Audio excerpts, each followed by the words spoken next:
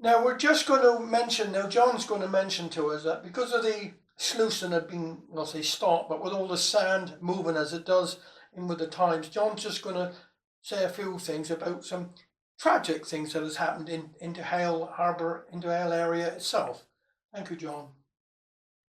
Inevitably, if you stay in one place for a long enough period, you'll get to know people, and sadly, some of the people you know will have passed away. And this has been particularly so working at the Harbour Office. Within a few weeks of arriving, we had a phone call at the office from an angler who was fishing over on Dynamite Quay. And he called us to say that somebody had died over there.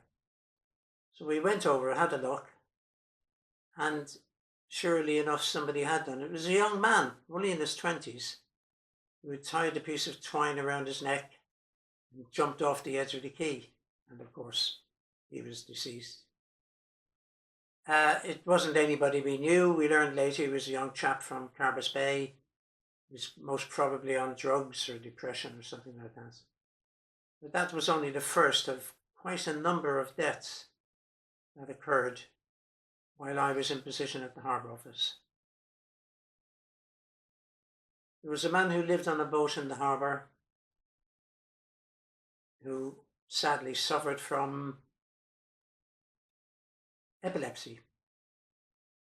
And he had the kind of epilepsy which is triggered by flashing lights. So he stood on the quay one day, on East Quay, looking across to the Harbour Office, and the rippling effect of the light on the water caused him to have a seizure, and he fell in because he was already on the edge of the quay. By the time I or my colleagues or whoever was around at the time rushed around to get him, it was too late. He was under. Another occasion, 3 men went out from Hale to anchor off St. Ives in a fishing vessel. I won't mention the name because the relatives of these people are still living. It might distress them to hear it. But the vessel went to St. Ives, anchored off for the night. The men went ashore, had some food, and I believe had some drink. And they rowed back out, during which time the wind had freshened significantly, and the dinghy in which they were attempting to reach the fishing boat overturned at the mouth of St. Ives Harbour. And having food and drink, 2 of the men couldn't quite make it back to shore. Wherever one reached the steps, the alarm was raised, and the men were recovered, but sadly, 2 of them had passed away. After this incident, I was approached by a member of the Sea Fisheries Committee, who was a brother to one of the men who was lost, boat skipper. And they had recovered the dinghy, and they didn't want the dinghy to stay around reminding them of the loss of a close family member. So they asked me to burn it. It was a lovely dinghy, but to one of the wishes of the relatives, I did indeed burn it. There was a pair of paddles with it. I put them to one side. Hopefully they'll be put to some use on another vessel. On another occasion, a vessel from Hale went out at night to do some night fishing with the deck of their boat, 26 foot, absolutely piled with netting, so much so that the boat was unstable. They got off St. Agnes, the boat rolled over with the weight of nets, and being January, of course they would not have survived long, and they didn't have time to reach a radio. Once the boat had turned over, the only contact they had was with the radio on the vessel, which was now upside down in the water. And this was in the days before mobile phones and waterproof radios. So that was 3 men lost.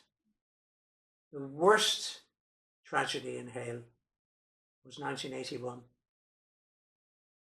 There was a vessel named the Gillian Clare, went out on a Saturday morning in January 81.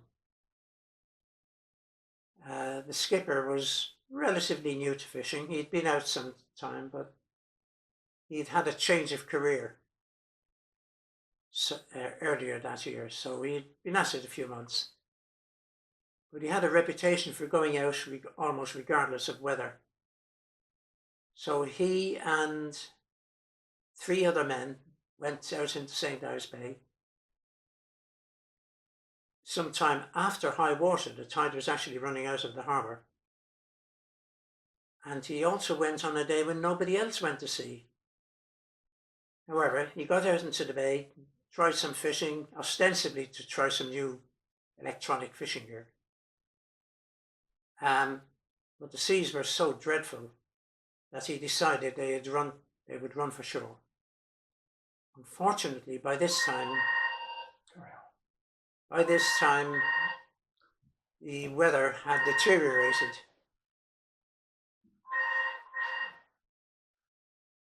It had deteriorated to the point that there was a heavy swell running, and the vessel, which was 45 feet long, wallowed in the trough of a particularly large swell. The bow of the vessel hit the bottom, and the vessel pitch-poled, that is to say, it didn't capsize, it rolled over end. Because of the bad weather, 3 of the crew were sheltering in the wheelhouse. So when the vessel fell down, the 3 in the wheelhouse had no chance, while the man up on the bow was thrown clear. All this was witnessed by residents of Harvey's towns and Riviera towns, and so the emergency services were on site very quickly. They recovered the man who had survived, but the others they could not find, and as far as we know, they were never found afterwards. There is no grave for them, but a memorial plaque to the 3 men who were lost can be found in St. Ives Church in the Lant.